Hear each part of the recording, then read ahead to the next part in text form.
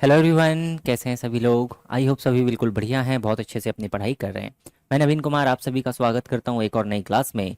तो जैसा कि दोस्तों हम लोग जानते हैं हम लोग किस विषय में हम लोग पढ़ रहे थे, तो हम लोग पढ़ रहे हैं जनरल साइंस, जिसमें हमने लिया है भाई फिजिक्स का एक टॉपिक। तो ऑप्टिक्स नामक टॉपिक को हम लोग पढ़ रहे हैं, जिसे हमने लिया है जनरल साइंस की इस किताब के द्वारा।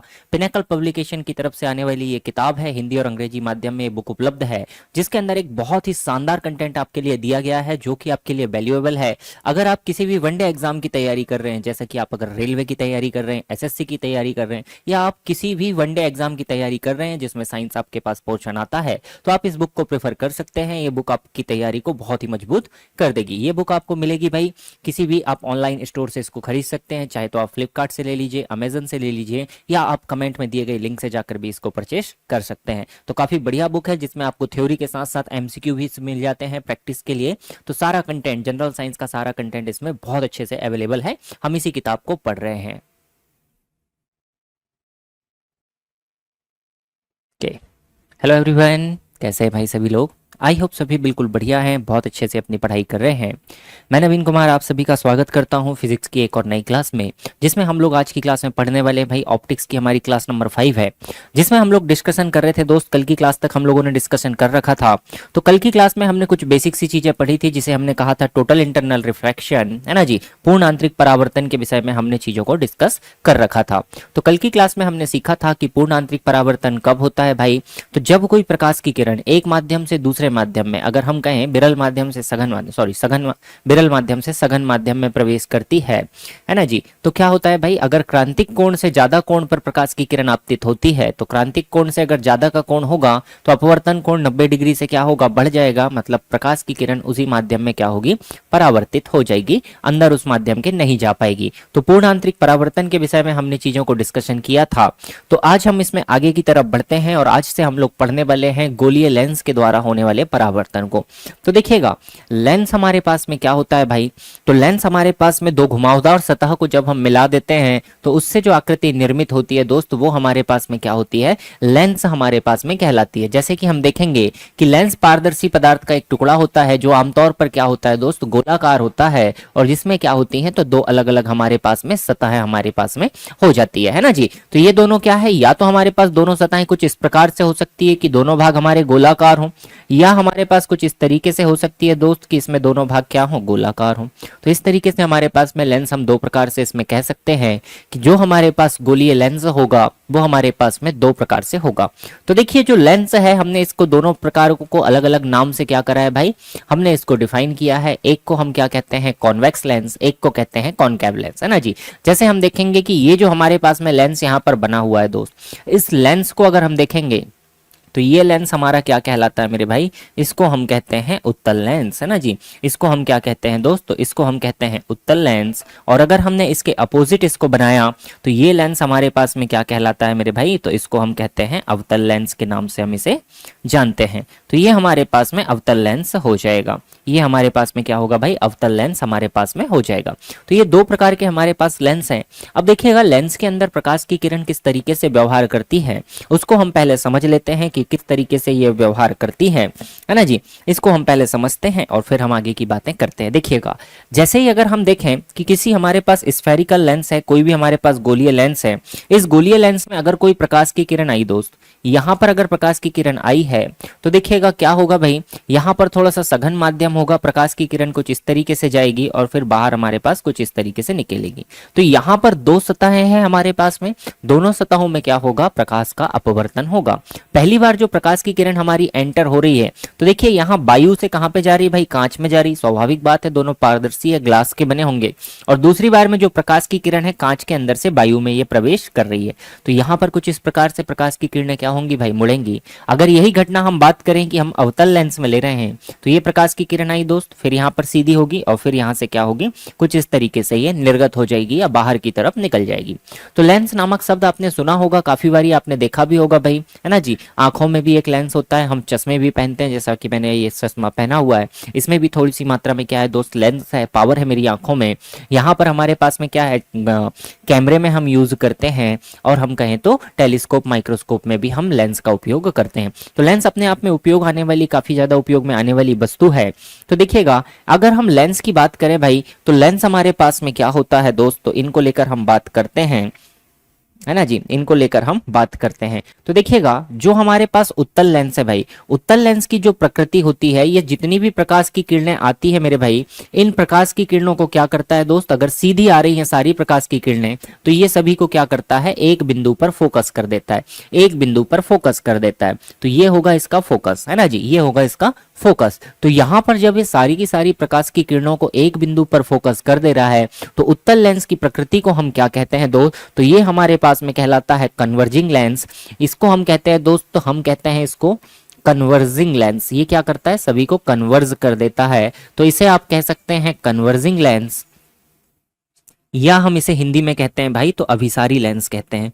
इसे हम कहते हैं क्या भाई, अभिसारी लेंस। इसे हम कहते हैं दोस्त अभिसारी लेंस, है ना जी, ये पॉइंट याद रखने वाला है। उत्तल लेंस आपके पास कन्वर्जिंग नेचर का होता है, ये अपने सारे के सारे प्रकाश के पुंज को एक किसी एक पर्टिकुलर बिंदु, जो कि इसका फोकस कहलाता है, उस फोकस पर क्या करता है, केंद्रित कर देता है। इसका एक प्रैक्टिकल आपने बचपन में भी किया होगा। एक सिंपल हमारे पास में जो लेंस आता है भाई, जिसको बुक रीडिंग का लेंस कहते हैं, उसको अगर आप लाइट में रखते हैं तो क्या करता है दोस्त, सारी की प्रकाश की किरणों को एक बिंदु पर क्या करता है, फोकस कर देता है। इससे आपने आग भी जलाई होगी, इससे आपने आग भी जलाई होगी कि आग अगर आप लेंस को रखते हैं, किस तरीके से रखेंगे भाई, इस तरीके का आपने एक लेंस देखा होगा जिसमें ऐसा हैंडल होता है। अगर इसमें बहुत सारी प्रकाश की किरणें आ रही हैं, बहुत सारी अगर प्रकाश की किरणें आ रही हैं दोस्त, तो ये सारी प्रकाश की किरणों को एक पॉइंट पर क्या करता है, केंद्रित कर देता है। अगर आप यहाँ पर नॉर्मल सा रद्दी वाला पेपर अगर रखते हैं, तो थोड़ी देर तक अगर आप प्रकाश की किरणों को इसके ऊपर फोकस करते हैं, तो क्या होगा, यहाँ पर गर्मी ज्यादा उत्पन्न हो जाएगी प्रकाश के कारण, और यहाँ पर कागज आपका क्या होगा, आग पकड़ लेता है। तो यहाँ पर कौन सा लेंस यूज करते हैं दोस्त, तो उत्तल लेंस का हम उपयोग करते हैं। अब अगर हम यहाँ पर अवतल लेंस की बात करें, तो देखिए अवतल लेंस में क्या कंडीशन हो रही है भाई, प्रकाश की किरणें अगर आ रही है, ये प्रकाश की किरणें अगर आई हैं, तो यहाँ पर आप देखेंगे कि ये प्रकाश की किरणों को क्या कर रहा है दोस्त, बाहर की तरफ, ऐसा बाहर की तरफ ये पहुंचा दे रहा है, ये बाहर की तरफ क्या कर रहा है, पहुंचा दे रहा है। तो ये प्रकाश की किरणें वास्तव में क्या हो रही है मेरे भाई, कि जो प्रकाश की किरणें आई थी, वो प्रकाश की किरणें क्या हुई, बाहर की तरफ फैल गई, बाहर की तरफ क्या हुई, फैल गई। अगर जब ये प्रकाश की किरणें बाहर की तरफ फैल गई है, तो इस लेंस का उपयोग हम कहां पर कर सकते हैं, जहां पर हमें प्रकाश को काफी ज्यादा स्थानों में फैलाना होगा, जहां पर काफी ज्यादा स्थानों में हमें इस प्रकाश को फैलाना होगा, वहां पर हम इसका उपयोग कर सकते हैं। तो देखिए यहां पर जो प्रकाश की किरणें हैं, वास्तविकता में आती तो नहीं है, किसी भी फोकस से होकर आती तो नहीं है, लेकिन प्रतीत ऐसी होती हैं कि ये किसी एक बिंदु से निकलकर आ रही हैं। अगर हम इन सभी प्रकाश की किरणों को थोड़ा थोड़ा ऐसा पीछे की तरफ बढ़ाएं दोस्त, तो ये सारी प्रकाश की किरणें क्या होंगी, किसी एक पर्टिकुलर ये जो बिंदु है, इस बिंदु से आती हुई प्रतीत होंगी। हमें यहां से अगर हम देखेंगे, तो ये सारी प्रकाश की किरणें ऐसी लगेंगी कि ये किसी एक बिंदु से निकलकर आ रही है। तो जहां से ये निकलकर आ रही है, वो भी बिंदु क्या होगा, इसका फोकस कहलाता है, वो बिंदु भी इसका फोकस कहलाता है।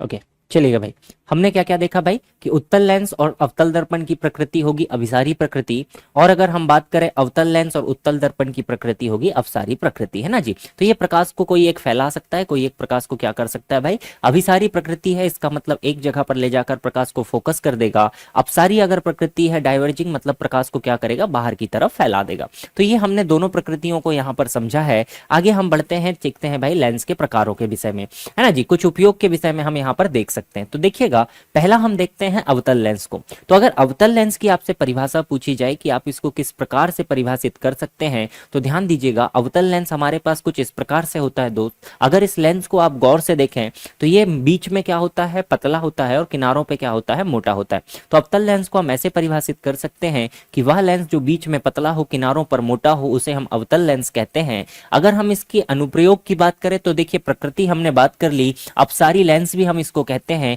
और यूज इसका कहां पर किया जाता है दोस्त, तो टेलीस्कोप, लेजर, चश्मे, दूरबीन आदि में हम इसका क्या कर सकते हैं, उपयोग कर सकते हैं। टेलीस्कोप, लेजर, चश्मे, दूरबीन आदि में हम इसका उपयोग कर सकते हैं। सेकेंडली अगर हम बात करें, तो दूसरा हमारे पास कौन सा लेंस होता है भाई, तो दूसरा लेंस हमारे पास उत्तल लेंस है। उत्तल लेंस की प्रकृति कैसी होती है, तो अभिसारी इसकी प्रकृति होती है, कन्वर्जिंग इसका क्या होता है दोस्त, नेचर होता है। इसका उपयोग कहां पर किया जाता है, तो दोस्त देखिएगा, मैग्नीफाइंग ग्लास जिसे हम कहते हैं, ये आपने देखा होगा, ये मैग्नीफाइंग ग्लास पास में हम उपयोग करते हैं, माइक्रोस्कोप में हम इसका उपयोग करते हैं, ह्यूमन की आई में इसका उपयोग करते हैं, और साथ ही साथ सोलर सेल में भी हम इसका क्या करते हैं, उपयोग करते हैं। बात करें अगर इसकी परिभाषा की, तो इसको हम कैसे परिभाषित कर सकते हैं, तो लेंस की आकृति देखकर आप बता सकते हैं कि वह लेंस जो बीच में से मोटा हो और कोनों पर पतला हो क्या कहलाता है दोस्त, उत्तल लेंस हमारे पास में कहलाता है। ये करता क्या है, तो प्रकाश की किरणों को किसी एक बिंदु पर फोकस करने का काम हमारा कर सकता है ना जी। तो ये आपने यूज भी किया है ना जी। अभी हमने देखा था मैग्नीफाइंग ग्लास है, किसी भी अक्षर को बड़ा देखने के लिए हम इसको उपयोग करते हैं। अब देखिए इससे संबंधित कुछ चीजों को लेकर हम डिस्कशन करते हैं कि कहां पर हमारे पास में अगर कोई लेंस है तो लेंस में हम कैसे चीजों को डिफाइन कर सकते हैं, लेंस में हम कैसे चीजों को डिफाइन कर सकते हैं। तो देखिएगा सबसे पहली चीज जो हमारे पास में निकल कर आती है, हम 1 बाई 1 सभी को बनाते भी चलते हैं, 1 बाई 1 हम सभी को क्या करते हैं दोस्त, बनाते भी चलते हैं, है ना जी। तो एक हम सबसे पहले यहाँ पर लेंस से रिलेटेड कुछ बातों को अगर समझना है तो पहले हम लेंस बनाते हैं। पहले हम क्या करते हैं भाई, 2 लेंस बनाते हैं ना जी। जैसे सपोज मैंने ये पहला लेंस बनाया, ये हमारे पास में उत्तल लेंस है, और सेकंड अगर हम लेंस बनाते हैं तो ये हमारे पास में बना भाई एक अवतल लेंस। ये हमने बनाया दोस्त एक अवतल लेंस, ये हमने अवतल लेंस बनाया। ये हमारे पास उत्तल लेंस और अवतल लेंस हो गए। अब देखिएगा इसमें हम 1 बाई 1 हर एक चीज को डिफाइन करते चलते हैं कि कौन सी चीज हमारे पास में क्या होती है। तो देखिए सबसे पहला हम देखते हैं प्रकाशिक केंद्र, है ना जी। प्रकाशिक केंद्र, प्रकाशिक केंद्र कहें या ऑप्टिकल सेंटर कहें, तो देखिए ये क्या चीज होती है भाई, जो भी हमारा लेंस है, अगर हम यहां से लेंस में एक सीधी लाइन ऐसी खींच दें, दोनों कोनों को अगर मिला दें, तो ये जो मेन अक्ष पे जो बिंदु होता है, ये जो मेन अक्ष पे जो बिंदु होता है दोस्त, ये हमारा क्या कहलाता है, तो इसको हम कहते हैं, या हम इस वाले लेंस में भी बात करें, बीच से अगर हम एक ऐसी सीधी लाइन यहां पर खींच देते हैं, तो ये वाला जो पॉइंट होगा दोस्त, ये वाला जो दोनों में पॉइंट होगा, इसे हम क्या कहते हैं, तो ये हमारा कहलाता है प्रकाशिक केंद्र। इसे हम क्या कहते हैं भाई, तो ये हमारा कहलाएगा प्रकाशिक केंद्र, है ना जी। ऑप्टिकल सेंटर के नाम से हम इसे जानते हैं, इसे हम कहते हैं ऑप्टिकल सेंटर। ये हमारे पास में कहलाता है ऑप्टिकल सेंटर, है ना जी। ये ऑप्टिकल सेंटर हो गया। मुख्य अक्ष पर स्थित वह बिंदु जो लेंस के बिल्कुल बीच में स्थित हो, या मुख्य अक्ष से जो प्रकाश की किरण गुजरती है दोस्त, वो बिल्कुल इस ऑप्टिकल सेंटर से जो प्रकाश की किरण गुजरती है प्रकाशिक केंद्र से, वो बिल्कुल सीधी ही निकल जाती है, उसमें अपवर्तन वाली घटना नहीं होती है, वो बिल्कुल सीधी निकल जाती है। दूसरा देखिएगा वक्रता केंद्र C या 2F की बात कर सकते हैं। तो वक्रता केंद्र या सेंटर ऑफ कर्वेचर अगर हम कहें, तो ये तो गोले का केंद्र होता है भाई, जिसमें प्रत्येक सतह का एक भाग होता है। तो दोनों गोले का क्या होगा भाई, केंद्र होगा। अगर ये वाला हमारे पास स्फीयर है या ये वाला हमारे पास गोलाकार भाग है, तो इसका प्रकाशिक केंद्र सपोज यहां पर है, प्रकाशिक केंद्र हम C से लिख सकते हैं या 2F लिख सकते हैं। एक इस तरफ भी होगा दोस्त, क्योंकि हमारे यहाँ पर दोनों में क्या है, 2-2 गोले हैं। एक यहाँ पर भी होगा इसमें 2F, है ना जी, और एक यहाँ पर भी होगा दोस्त 2F। दोनों में क्या होगा, 2F होगा। या 2F को हम C से भी लिख सकते हैं, सेंटर ऑफ कर्वेचर। और हमने देखा था कि C क्या होता है भाई, C या जो भी हमारे पास प्रकाश दूरी होती है वक्रता केंद्र की, वो होती है कितनी, फोकस की जस्ट डबल। फोकस की कितनी होती है, डबल होती है। हमने दर्पण में भी इसको सीखा था, F is equal to R/2 हमने दर्पण में सीखा हुआ है। तो ये हमारे पास में वक्रता केंद्र हो जाएगा। वक्रता त्रिज्या तो हम जानते हैं भाई कि जो भी हमारे पास ध्रुव है या ऑप्टिकल सेंटर जिसे हम कह रहे हैं प्रकाशिक केंद्र, तो प्रकाशिक केंद्र से अगर हम सीधे त्रिज्या ले लें तो वो क्या हो जाएगी, वक्रता त्रिज्या हो जाएगी। या अगर हमारे पास लेंस बड़ा है तो हम कह सकते हैं उस गोले की त्रिज्या जिससे यह लेंस बना हुआ है वही क्या कहलाती है, वक्रता त्रिज्या हमारी कहलाती है। मुख्य अक्ष आप सभी जानते हैं, जो भी आपके पास में दोनों वक्रता केंद्र से होकर गुजरने वाला अक्ष है उसे हम मुख्य अक्ष कहते हैं। अब दो हमारे पास में मुख्य फोकस होते हैं भाई, क्योंकि यहाँ पर 2 गोले हैं, 2 हमारे पास में गोलाकार सतह है, तो फोकस यहाँ पर कितने बनेंगे, 2 हमारे पास में फोकस यहाँ पर बनने वाले हैं, है ना जी। तो एक होता है पहला मुख्य फोकस F1, एक हमारे पास में होता है दूसरा मुख्य फोकस F2, है ना जी। तो F1 और F2 हमारे पास में 2 फोकस होंगे। फोकस तक की दूरी को फोकस दूरी कहते हैं। द्वारक किसे कहते हैं दोस्त, अपर्चर किसे कहते हैं, इसको देखिएगा। तो जो भी हमारे पास में diameter of the circular outline, जो भी हमारे पास गोलाकार भाग है, जैसे सपोज ये गोलाकार भाग है, ये हमारे पास में गोलाकार भाग है, तो ये जो मेरे पेन की दूरी बनेगी इस पॉइंट से इस पॉइंट तक की, वो क्या कहलाएगा, इसका अपर्चर या द्वारक कहलाएगा, है ना जी। और देखिएगा अभी हम इसको चित्र में भी समझते हैं। तो चलिए अब एक बार हम सभी चीजों को देख लेते हैं। देखिएगा अगर ये हमारे पास में पॉइंट है भाई, है ना जी, तो ये जो अक्ष हमने बनाई हुई है दोस्त, ये वाली जो अक्ष है दोनों, इन दोनों अक्षों को हम क्या कहते हैं, तो ये अक्ष हमारी कहलाती है प्रिंसिपल एक्सिस, या हम इसे क्या कहते हैं, मुख्य अक्ष के नाम से हम इसे जानते हैं। ये हमारे पास में मुख्य अक्ष हो जाएगी भाई, है ना जी। अब देखिएगा ये जो डायामीटर बना है भाई, ये जो हमने डायामीटर बनाया है इसको हम क्या कहते हैं, अपर्चर या द्वारक कहते हैं। यहां पर भी अगर आप यहां से यहां तक मिलाते हैं तो ये हमारे पास क्या कहलाएगा, अपर्चर या द्वारक हम इसे कहने वाले हैं। अब इसमें दो फोकस होंगे दोस्त, एक फोकस यहां पर होगा, एक फोकस यहां पर होगा, यही फोकस यहां पर भी होंगे, एक फोकस यहां पर होगा, एक फोकस यहां पर होगा। तो दोनों तरफ इसमें क्या होते हैं, फोकस हमारे पास में होते हैं, दोनों तरफ क्या होते हैं, फोकस हमारे पास में होते हैं। अब देखिए फोकस अगर आपको कभी लिखना हो कि कौन सा हमारा पहला फोकस है, कौन सा हमारा दूसरा फोकस है, तो यहां पर ये होता है मुख्य फोकस F1, यहां पर होता है F2। अगर यहां पर बात करें दोस्त तो यहां पर F2 होता है, यहां पर F1 होता है। अपोजिट चलता है अवतल लेंस में, उत्तल की अपेक्षा उल्टा यहां पर बनता है। अब यहाँ पर हमें कुछ चीज सीखना है इससे रिलेटेड, जहां से क्वेश्चन आपके एग्जाम में बनता है कि लेंस के द्वारा जो प्रतिबिंब का निर्माण होता है वो निर्माण किस तरीके से होता है। लेंस के द्वारा प्रतिबिंब का निर्माण किस तरीके से होता है, तो लेंस के द्वारा बनने वाले प्रतिबिंब को हम लोग समझते हैं। देखिएगा कंडीशन वही होगी यहाँ पर जो हमने पहले 6 कंडीशन बनाई थी कि हम वस्तु को 6 अलग अलग स्थानों पर रख सकते हैं और उन अलग अलग स्थानों पर बनने वाले प्रतिबिंब को हमें क्या करना है भाई, देखना है ना जी। तो देखिएगा अवतल लेंस से प्रतिबिंब के निर्माण को समझते हैं कि अवतल लेंस से प्रतिबिंब का निर्माण कैसे बनता है ना जी। पहली कंडीशन हम क्या लेते थे दोस्त कि वस्तु हमारे पास कहां पर रखी हुई है, अनंत पे। अनंत पर रखी हुई वस्तु से जो प्रकाश की किरणें निकल कर आती हैं वो मुख्य अक्ष के समांतर सीधी सीधी निकल कर आती भाई। तो देखिएगा अगर यहाँ पर प्रकाश की किरण ये बिल्कुल सीधी सीधी आई है, वस्तु अनंत पे है, अनंत को हम नहीं देख सकते, अनंत को हम नहीं देख सकते। लेंस में आने के बाद ये प्रकाश की किरण कुछ इस तरीके से चली जाएगी और ये अगर दूसरी प्रकाश की किरण आई है तो ये भी कुछ इस तरीके से चली जाएगी। तो ये तो कहीं वास्तविकता में मिलेंगी नहीं, लेकिन जब हम इनको पीछे की तरफ बढ़ाएंगे, दोनों प्रकाश की किरणों को पीछे की तरफ बनाएंगे तो ये फोकस पर मिलती हुई प्रतीत हो जाएगी। ये फोकस पर क्या होगी दोस्त, मिलती हुई यहाँ पर प्रतीत हो जाएगी। अगर फोकस पे मिलती हुई प्रतीत होती है तो हम कहते हैं कि अनंत पर रखी वस्तु का प्रतिबिंब क्या होता है भाई, फोकस पर यहाँ पर प्रतिबिंब बनता है। तो जब भी कोई वस्तु अगर अनंत पर रखी हुई है तो उसका प्रतिबिंब हमेशा फोकस पर ही बनता है ना जी, चाहे दर्पण में बात करें चाहे हम लेंस में बात करें। आगे चलिएगा सेकेंड स्थिति, अगर हम अनंत और अगर इसके बीच में रखते हैं दोस्त, अनंत और हम क्या करते हैं भाई, जो 2F है हमारे पास वक्रता केंद्र, इसके बीच में रखते हैं तो प्रतिबिंब कहां पर बनता है भाई, तो बी पर बनता है ना जी। कुछ इस स्थिति में बनता है ऑप्टिकल सेंटर O और कहां पर बनता है F1 के बीच में यहाँ प्रतिबिंब बनता है। तो इसको अब हम एक बारी में सारा कंक्लूड करते हैं कि किस तरीके से हमारे पास में प्रतिबिंब का निर्माण यहाँ पर होता है। तो अवतल दर्पण में जो प्रतिबिंब बनते हैं वो हमने कुछ इस तरीके से समझा। अब हम समझते हैं उत्तल दर्पण में, उत्तल लेंस में किस तरीके से प्रतिबिंब यहाँ पर निर्माण होता है। तो उत्तल लेंस में जो प्रतिबिंब निर्माण है वो हमारे लिए काफी महत्वपूर्ण हो जाता है क्योंकि हम सारे प्रतिबिंबों को एक साथ समझने वाले हैं। देखिएगा अगर उत्तल लेंस हमारे पास में है दोस्त और उत्तल लेंस में हम प्रतिबिंब का निर्माण कर रहे हैं तो देखिए हमने अभी तक सीखा है कि 6 स्थिति में हम प्रतिबिंब को रख सकते हैं या किसी भी वस्तु को हम 6 अलग अलग स्थानों पर रख सकते हैं, है ना जी। तो चलिए 1 बाय 1 हम प्रतिबिंब को समझते हैं कि निर्माण कहां पर होता है। ये हमारे पास में हो गया दोस्त इसका ऑप्टिकल सेंटर। यहाँ पर हमारे पास में क्या होगा मेरे भाई, यहाँ कहीं इसका फोकस होगा और यहाँ कहीं हमारे पास में ऑप्टिकल सेंटर होगा, सी होगा, है ना जी। और इधर कहीं लास्ट में हम ले लेते हैं अनंत होगा, यहाँ कहीं लास्ट में हमने ले लिया अनंत की पोजीशन होगी। तो देखिए 1 बाय 1 हम 6 अलग अलग स्थितियों को डिफाइन करते हैं। सबसे पहले हमने वस्तु को कहाँ पर रखा दोस्त, अनंत पर रखा। दूसरी कंडीशन अनंत और सी के बीच में रखा। तीसरी कंडीशन हमने कहाँ पर रखा, वक्रता केंद्र पे रखा। चौथी कंडीशन हमने वक्रता केंद्र और फोकस के बीच में रखा। पांचवी कंडीशन हमने वस्तु को फोकस पर रखा और छठवीं कंडीशन कहां पर आती है, फोकस और ऑप्टिकल सेंटर के बीच में रखा। तो इन्हीं 6 पोजीशन में हम क्या कर सकते हैं, वस्तु को यहां पर रख सकते हैं।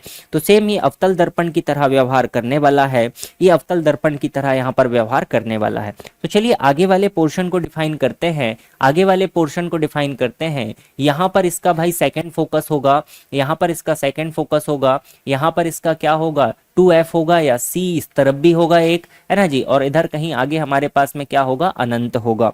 यहाँ पर क्या होगा भाई, अनंत होगा।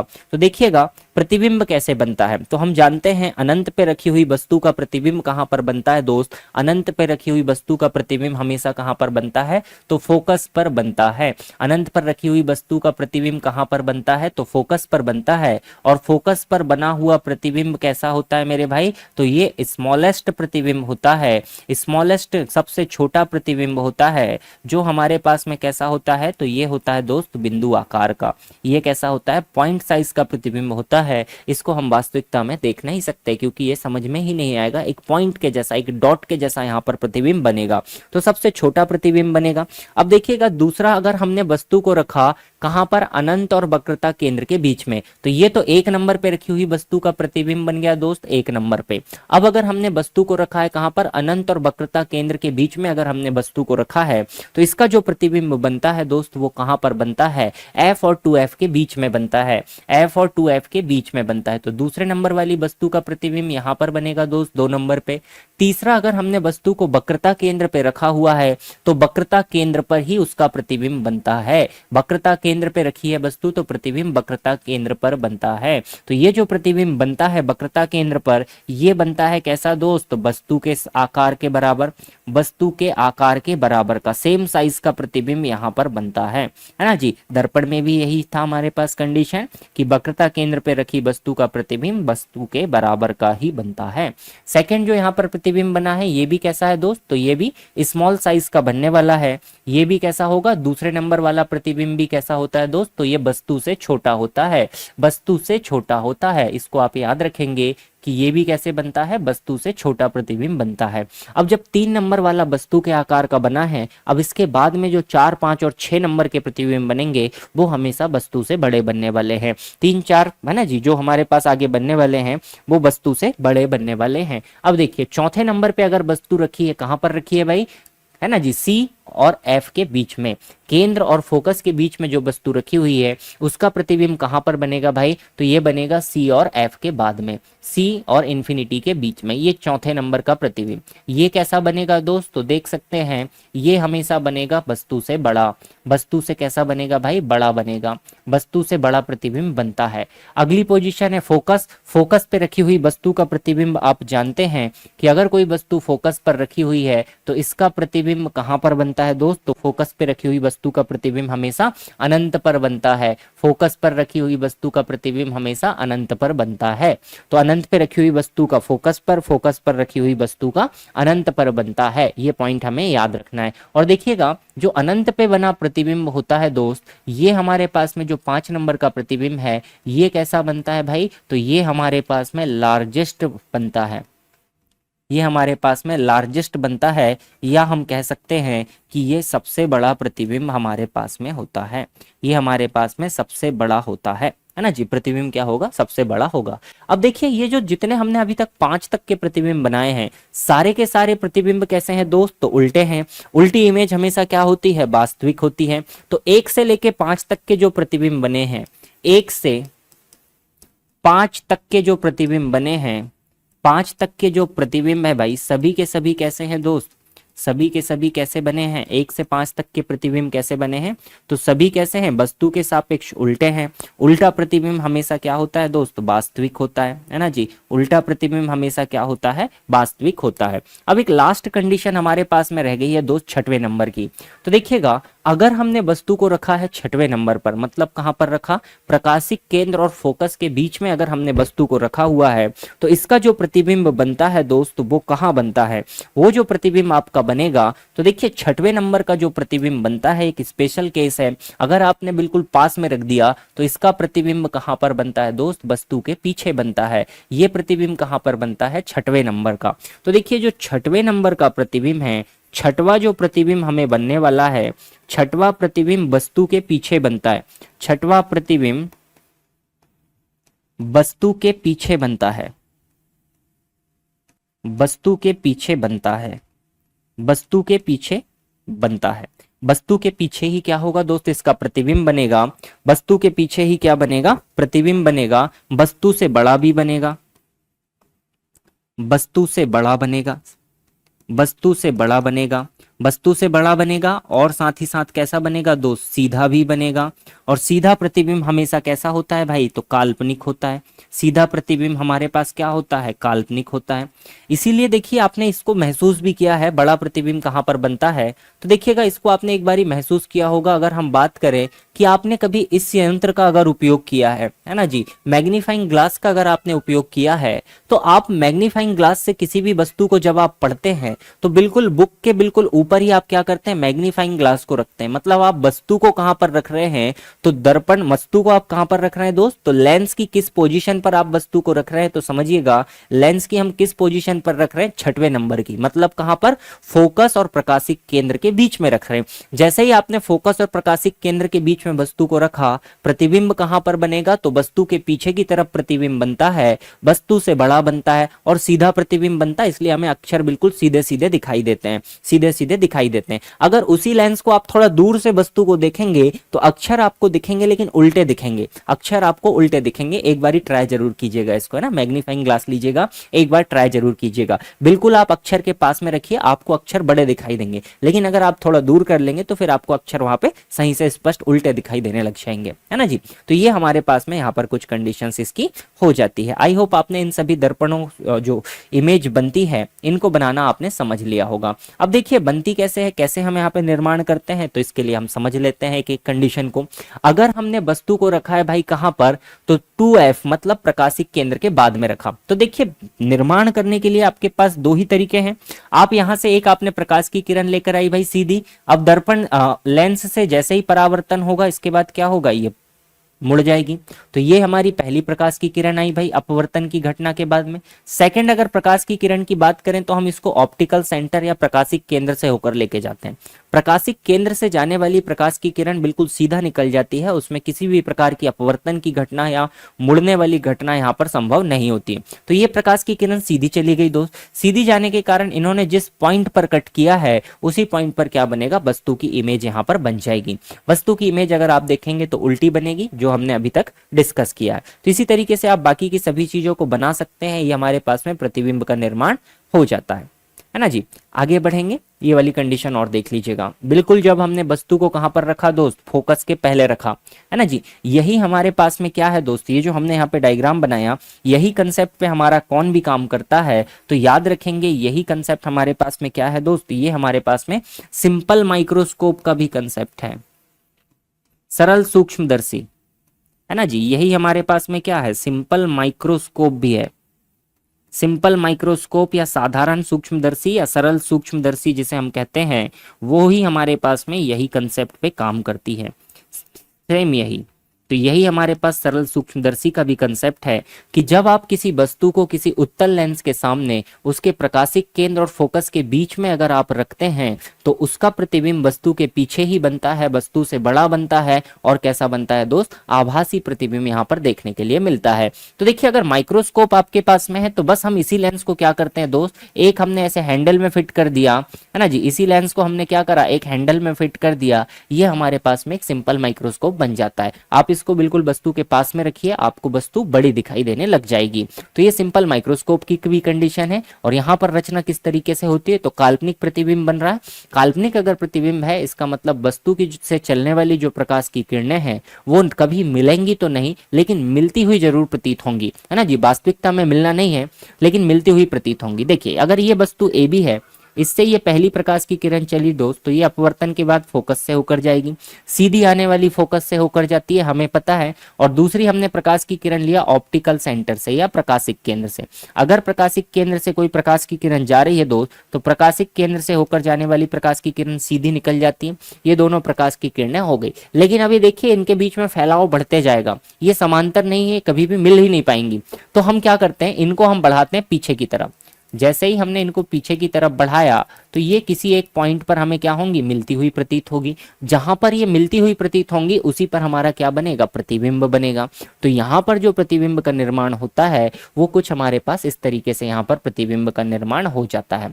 इसमें जो प्रतिबिंब बना आप देख सकते हैं, सीधा प्रतिबिंब है, हमेशा आभासी या काल्पनिक होगा, सीधा है और कैसा है भाई, वस्तु की आकृति से बड़ा है। तो अगर किसी वस्तु को बड़ा आपको देखना है, उत्तल लेंस आपके पास में मौजूद है, तो आप उत्तल लेंस के बिल्कुल पास में उस वस्तु को रखिएगा। वस्तु आपको कैसी दिखाई दिखाई देगी, बड़ी आपको दिखाई देने वाली है ना जी। तो ये हमारे पास में उत्तल लेंस की कुछ कंडीशन हो जाती है, उत्तल लेंस की कुछ कंडीशन हो जाती है। अब अगर हम बात करें सेकेंडली, आगे अगर बढ़े कि हम अगर बात करें भाई उत्तल लेंस के लिए तो हमने बात कर ली। अब अगर हम अवतल लेंस के लिए देखें तो देखिए जो हमारे पास वहां पे उत्तल दर्पण था वही यहाँ पर क्या होगा भाई, अवतल लेंस हमारे पास में हो जाएगा। ये हमने एक अवतल लेंस को लिया दोस्त, ये हमने अवतल लेंस को लिया। ये अवतल लेंस में हम कुछ पोजीशंस को डिफाइन करते हैं, यहाँ पर हम कुछ पोजीशन को डिफाइन करते हैं और देखते हैं कि वस्तु का प्रतिबिंब कैसे बनता है। पोजीशंस ले लेते हैं भाई। तो यहाँ पर हमारे पास सपोज फोकस है, यहाँ पर हमारे पास वक्रता केंद्र है, यहाँ पर हमारे पास इन्फिनिटी है। इस तरफ भी ले लेते हैं, एक फोकस ले लेते हैं, एक 2f ले लेते हैं, एक हम इन्फिनिटी ले लेते हैं, f 2f और ये डिस्टेंस हो गई दोस्त इन्फिनिटी। यहाँ पर हम इसका ऑप्टिकल सेंटर ले लेते हैं, ये प्रकाशिक केंद्र हो गया O। तो हमने वस्तु को 6 अलग अलग स्थितियों पे रखा भाई। सपोज हमने पहली वस्तु रखी अनंत पर, दूसरी हमने रखी अनंत और 2f के बीच में, तीसरी हमने रखी 2f पर, चौथी हमने रखी इनके बीच में, पांचवी वस्तु हमने रखी यहाँ पर और छठा हमने रखा यहाँ पर। ये 6 हमने पोजीशन यहाँ पर क्या करी, डिफाइन कर ली। 6 पोजीशन हमने यहाँ पे डिफाइन कर ली। नीचे की तरफ करते हैं भाई, रुकिए। पोजीशंस हम यहाँ पर लिखते हैं, ये पहली पोजीशन, ये दूसरी पोजीशन, यहाँ पर ये तीसरी पोजीशन, ये चौथी पोजीशन, ये पांचवी पोजीशन और यहाँ पर होगी दोस्त छठवीं पोजीशन। यहाँ पर जो प्रकाश की किरणें चलेगी, चूंकि ये लेंस क्या करता है, अगर सीधी प्रकाश की किरण आ रही तो क्या करता है, उसको फैला देता है। तो फैला दिया तो वो तो वास्तविकता में कभी मिलना है ही नहीं। तो यहाँ पर जो प्रतिबिंब बनेगा, वो प्रतिबिंब कहाँ से बनेगा भाई, प्रतिबिंब हमारे पास में कैसे बनेंगे भाई, तो यहाँ पर सारे के सारे प्रतिबिंब आपके कैसे बनेंगे, अगर अनंत पे हमने वस्तु रखी है तो उसका प्रतिबिंब बन जाएगा फोकस पर, उसके पहले वस्तु रखी है तो उसी के बाद में, सारे के सारे प्रतिबिंब इसके यहीं पर बन जाते हैं दोस्त, सारे के सारे प्रतिबिंब इसके यहीं पर बन जाते हैं। ये हमारे पास छठवां प्रतिबिंब है ना जी। तो ये हमारे पास हो गया पहला, ये दूसरा, ये तीसरा, ये चौथा, ये पांचवा, ये छठवा। तो 1 से लेके 6 तक के जो प्रतिबिंब है, 1 से 6 तक यहाँ पर जो प्रतिबिंब बनते हैं, 1 से 6 तक जो प्रतिबिंब हमारे पास में बने हैं, तो देखिएगा इनकी प्रकृति क्या होगी। अगर हम बात करें किस दर्पण के लिए कर रहे हैं भाई, किस लेंस के लिए, तो अवतल लेंस के लिए अगर हम बात करें तो सारे के सारे हमारे जो प्रतिबिंब बन रहे हैं वो कैसे हैं भाई, सीधे हैं, है ना जी। सारे के सारे कैसे हैं, सीधे प्रतिबिंब है, सीधे हैं भाई, है ना जी। सारे क्या हो रहे हैं भाई, सामने की तरफ बन रहे हैं, इस लेंस के सामने की तरफ बन रहे हैं, तो सीधा प्रतिबिंब है। तो ये क्या हो जाएगा मेरे दोस्त, आभासी हो जाएगा। ये हमारे पास कैसा हो जाएगा, आभासी। और सभी के सभी कैसे हैं मेरे भाई, तो वस्तु से छोटे हैं। सभी कैसे हैं, वस्तु से छोटे होते हैं। तो अगर हम अवतल लेंस को लें तो अवतल लेंस में बड़ा प्रतिबिंब बनाना संभव नहीं होता, चाहे आप वस्तु को कहीं पर भी रख लें, हमेशा प्रतिबिंब कैसा बनेगा, तो वस्तु से छोटा ही प्रतिबिंब यहाँ पर बनता है। तो ये हमारे पास में कुछ चीजें हो जाती है लेंस को लेकर। आगे देखेंगे दोस्त, लेंस का एक फॉर्मूला होता है, लेंस का एक हमारे पास में फॉर्मूला होता है। दूरियों को नापने के तरीके हम लोग सीख चुके हैं कि दूरियों को नापा कैसे जाता है। तो दूरियों को हम नापते हैं कहाँ से, प्रकाशिक केंद्र से, या हम दर्पण में ध्रुव से नाप रहे थे, यहाँ पर प्रकाशिक केंद्र से नापेंगे। आपतित किरण की दिशा में दूरी धनात्मक रहेगी और विपरीत दिशा में ऋणात्मक हमें लेना पड़ेगा, विपरीत दिशा में ऋणात्मक हमें लेना पड़ेगा। तो देखिए लेंस का भी एक सूत्र है, जैसे दर्पण का सूत्र था उसमें सारे प्लस आते थे, बस लेंस के सूत्र में क्या आ जाता है दोस्त, माइनस आ जाता है। तो 1/f is equal to 1/v minus 1/u हमारे पास में लेंस सूत्र होता है, जिसमें f हमारे पास में फोकस दूरी हो जाएगी, u वस्तु की दूरी हो जाएगी और v हमारे पास में प्रतिबिंब की दूरी को प्रदर्शित करता है ना जी। तो ये फॉर्मूला हमें याद रखना है, इस पर बेस्ड में भी हमें क्वेश्चन देखने के लिए मिल सकता है। आगे बात करते हैं कि रेखीय आवर्धन क्या होता है, लीनियर मैग्निफिकेशन क्या होता है। तो इसको हमने देखा था दर्पण में भी, हम इसको डिस्कस कर चुके हैं कि प्रतिबिंब की लंबाई बटे वस्तु की लंबाई के अनुपात को हम क्या कहते हैं, रेखीय आवर्धन कहते हैं। प्रतिबिंब की लंबाई बटे वस्तु की लंबाई को हम क्या कहते हैं, रेखीय आवर्धन कहते हैं। इसे हम इस तरीके से भी निकाल सकते हैं कि v/u की सहायता से भी हम इसे कैलकुलेट कर सकते हैं। आगे देखिएगा, जब हमारे पास रेखीय आवर्धन धनात्मक होता है तो प्रतिबिंब कैसा होगा भाई, वास्तविक और उल्टा होगा या वस्तु से बड़ा होगा, है ना जी, वास्तविक और उल्टा होगा। और जब बनने वाला प्रतिबिंब वास्तविक वास्तविक और उल्टा हो तो रेखीय आवर्धन ऋणात्मक होता है। उल्टा पढ़ दिए। जब बनने वाला प्रतिबिंब की प्रकृति आभासी और सीधा होगा, जब आभासी और सीधा होगा तो रेखीय आवर्धन क्या होगा, धनात्मक होगा। और जब बनने वाला प्रतिबिंब वास्तविक और उल्टा होगा दोस्त, तो याद रखेंगे रेखीय आवर्धन हमारे पास में ऋणात्मक होता है ना जी। तो ये चीजें हमें याद रखनी है। आगे चलिएगा, अगला देखिएगा। एक हमारे पास में इंपॉर्टेंट पॉइंट यहाँ पर निकल कर आता है कि अब लेंस तो हमने बना लिया, अब कोई भी लेंस किसी वस्तु को कितना बड़ा कर पाएगा, कितना छोटा कर पाएगा, या कितना उसमें क्या करेगा भाई, छोटा बड़ा इमेज हमें बना कर देगा। इसको नापने के लिए हम यूज करते हैं लेंस की क्षमता को। तो कैपेसिटी ऑफ लेंस भी हम यहाँ पर पढ़ते हैं कि लेंस की जो क्षमता होती है, तो इसकी इकाई आपसे काफी बार पूछी जाती है। तो याद रखेंगे लेंस की क्षमता को नापा जाता है दोस्त डायोप्टर में, है ना जी। लेंस की क्षमता को नापा जाता है डायोप्टर में। तो लेंस की पावर को निकालने के लिए हम यूज करते हैं किसका भाई, डायोप्टर नामक इकाई का हम लोग क्या करते हैं, उपयोग यहाँ पर करते हैं। ठीक है जी। तो देखिएगा क्वेश्चन आपसे क्या बनेगा कि क्वेश्चन कुछ इस तरीके से दिया जाएगा कि एक अवतल लेंस की फोकस लंबाई 25 सेंटीमीटर है, लेंस की क्षमता क्या होगी, लेंस की क्षमता क्या होगी। इस तरीके से आपको क्वेश्चन यहाँ पर देखने के लिए मिल सकता है। तो इसको आसानी से बिल्कुल आप समझ सकते हैं कि लेंस की क्षमता को कैसे निकाला जाएगा। तो लेंस की क्षमता को हम कैलकुलेट करते हैं डायोप्टर में, इसकी इकाई आपको याद रखनी है। अगर हम क्षमता की बात करें तो पावर इज इक्वल टू क्या होता है दोस्त, 1/f हम लिख सकते हैं। लेकिन कब, जब फोकस दूरी हम किस में लेंगे, मीटर में। या हम इसको लिख सकते हैं 100/f, इसको हम लिख सकते हैं 100/f। तो f आप किस में लेंगे, सेंटीमीटर में। आप किस में लेंगे, सेंटीमीटर में। तो ये दोनों कंडीशन आपके पास हो सकती है। देखिएगा क्वेश्चन आपको दिया है, suppose a concave lens focal length is 25 centimetre, what is the power of a lens. तो सेंटीमीटर में दी है, आप डेफिनेटली 100/25 कर सकते हैं दोस्त। तो 4 डायोप्टर इसका क्या होगा, आंसर आपके पास में बन जाएगा, है ना जी। अगर देखिएगा अब एक लेंस के लेकर तो हमारा काम हो गया, लेकिन अगर हम बात करें कि हमने दो लेंसों को क्या करा है, एक दूसरे से सटाकर रखा हुआ है। अगर दो लेंसों को हम एक दूसरे से सटाकर रखते हैं, जैसे कि हमने रखा भाई कुछ इस तरीके से।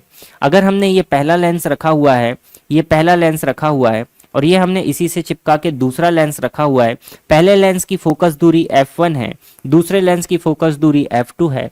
तो दोनों की संयुक्त फोकस दूरी कैसे निकाली जाएगी, तो 1/f is equal to 1/f1 plus 1/f2 की सहायता से आप यहाँ पर फोकस दूरी को निकाल सकते हैं, फोकस दूरी को निकाल सकते हैं, है ना जी। इस तरीके से आप फोकस दूरी का कैलकुलेशन कर सकते हैं, बाकी की चीजों की हमें आवश्यकता नहीं पड़ेगी। तो ये हमारे पास में कुछ चीजें थी दोस्त लेंस को लेकर कि उत्तल लेंस अवतल लेंस से किस तरीके से प्रतिबिंब बनता है, कैसे यहाँ पर काम हमारे पास में होता है।